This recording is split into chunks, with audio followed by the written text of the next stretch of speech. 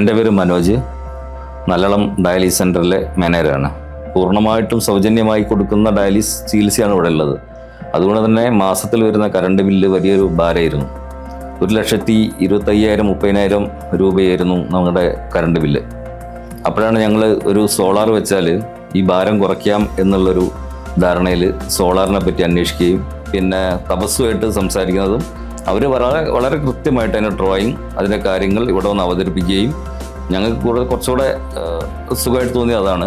അതിന് ശേഷമാണ് തപസ്സിനെ ഞങ്ങൾ അന്വേഷിച്ചു.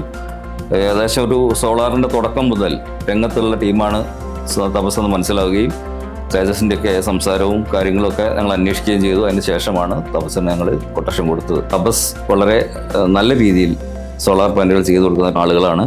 വീടുകൾക്കായാലും സ്ഥാപനങ്ങൾക്കായാലും നല്ല നിലക്ക് ചെയ്തു കൊടുക്കുമെന്നാണ് എനിക്ക് പറയാനുള്ളത്.